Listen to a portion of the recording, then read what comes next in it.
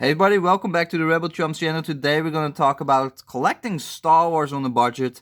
It's December, I think it's December 2019 now. I picked up this guy from a local a grocery store for a couple of dollars, like $2, $3, $4, I believe. And the cool thing is a lot of the Force Awakens and the Last Jedi toys from, well, of course, the last movies are being sold for pennies and dimes. And of course, I understand not everybody like every aspect of the movies or some of the movies, Last Jedi. But it's okay. I mean, I can understand. It's not. I mean, everybody has their own opinion. But regardless of that, a lot of people like to collect a whole bunch of Star Wars related toys and action figures and whatnot. But they're relatively expensive. Retail, this would cost you like 20, 25 US dollar. When The Rise of Skywalker comes out, all the new figures will be at the same price, and it's just a really expensive venture, basically. Maybe for your kids you want to get a few Star Wars figures, or you just want to have like a little army of figures on your shelves. Now, I always recommend just wait a couple of years. These guys will be discounted for pennies on various websites, various stores, especially in the US. You guys are so lucky. You can buy this probably for 50 cents or $1 at a discount store. It's insane. But yeah, you can buy all these action figures for really, really cheap. And they're not bad action figures. Like, yeah, they're basic, 5-point of articulation, old school, back to the future, back to the past. But I love that. I love my vintage Star Wars figures. But even those, the beater figures are extremely expensive these days. So picking up these guys is really not a bad deal. So if you're on a budget and you want to collect Star Wars, just wait out till there is all kinds of discounts, Black Fridays and whatnot, and you can pick up these ones for dollars. So let me open this guy and let's see what we got inside. It's a quite obscure figure. It's Bala-Tik that we see for a short, brief moment in the The Force Awakens, when Han Solo is caught between I don't know, those two clans. I forgot their names for the moment. But yeah, it's a obscure figure, obscure monster. The Rotar. The scene itself is one of the good scenes when in the movie. I think personally, I like that scene. I think it had good humor to it, and it just it was okay executed. I liked it. So I'm gonna take this guy out. Bala-Tik goes out from this side, and I'm not gonna keep things in the box because this. I buy this for pennies, and this will be worth pennies in 10 years from now as well, or 20 years, 30 years. There's not going to be much value in these actual figures. It's not the vintage Star Wars collection. Had a modern version. It's not the actual vintage toys either from the 70s and 80s. It's just modern, mass-produced stuff. Well, that happened of course in the 70s as well, but. These don't hold the same value. This is not like 40 years of collecting, etc. 50 years of collecting. We got the Rator here. It's a lot smaller than I expected to be. It got a whole bunch of tentacles. And so let's take a look. Let's take a look what we got. And now, these guys, as I say, they won't be worth a lot of money. Like, if you look at the old... episode, the Phantom Menace. Everything from the Phantom Menace, plus 20 years ago, and all those figures you can still buy them for a couple of dollars. Like you can buy them off Amazon or I don't know, or mint in the box for a couple of dollars. They're really not worth that much. So we got the Ratar, we got all kinds of squiddy stuff, and we got a Bala-Tik. Let's take a look at Bala-Tik. Now his face, you will see in a second, that looks pretty horrendous. So I can understand why nobody really want to have these toys because, they're of course 3/4 inch scaled figures, so they're not super detailed. But his face is all messed up. Like he has look at his face. It looks like it's an ogre. Look, he has a really droopy face. Like it just melted halfway down from the top. It looks really bad. Like honestly, it looks really bad.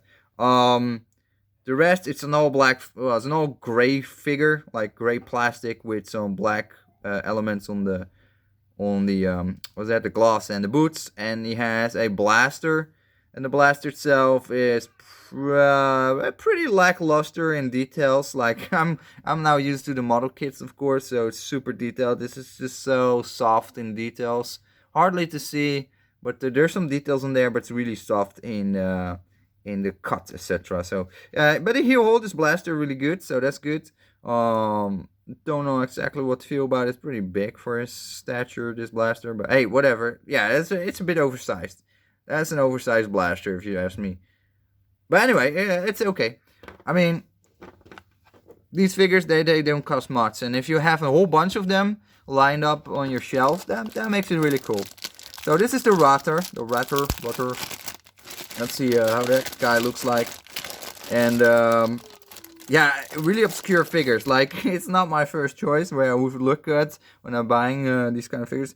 He has kind of pushy stuff going on his face, and we're gonna put his tentacles in a moment. But yeah, he looks like I don't know, like a blister or something, like a burn wound that has like a pocket of juice in there. He has like this thing here. I don't know if that's damaged. No, it's glued in. It's not like a Jurassic Park figure apparently. No, it's all glued in. Don't know what that is, but it's probably like a panel to open the bottom section or something. I don't know. Interesting.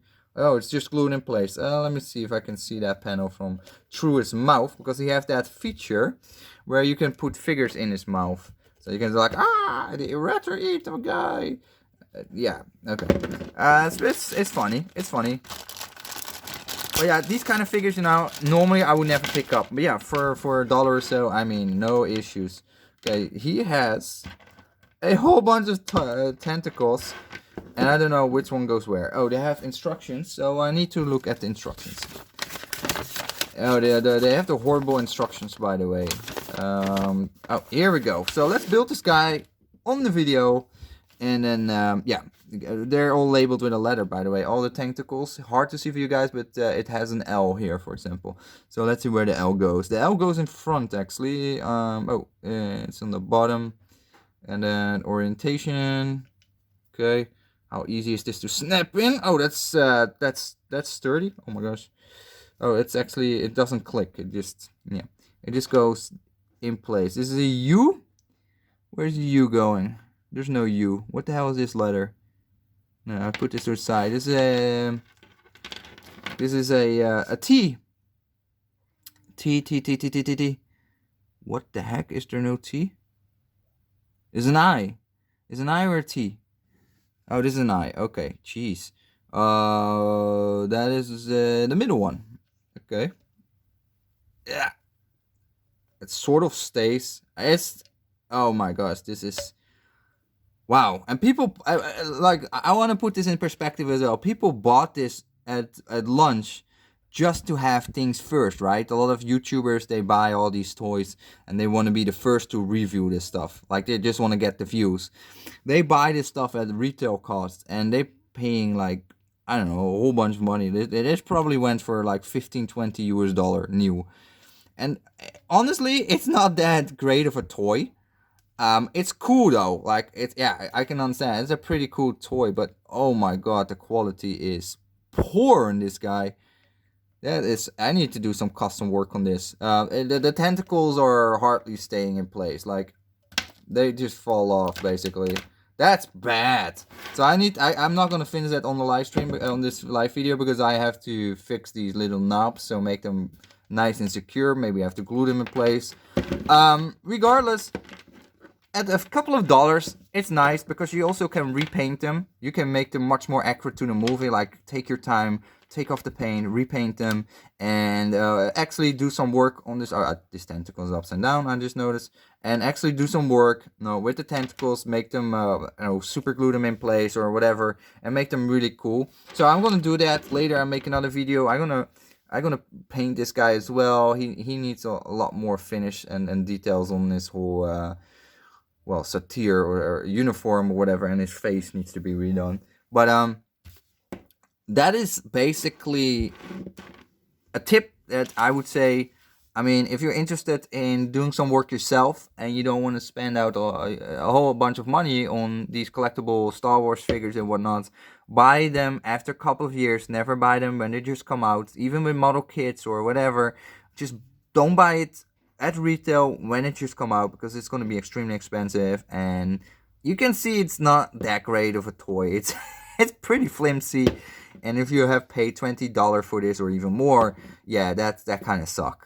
So don't do that. Just wait couple of dollar and it's good to go. I think that for this price is good, because it's I consider this now a little bit as a model kit. Like, this is a neat little project where I'm gonna make them really cool, these two figures. So thanks for watching. See you the next video. Take care. Bye bye.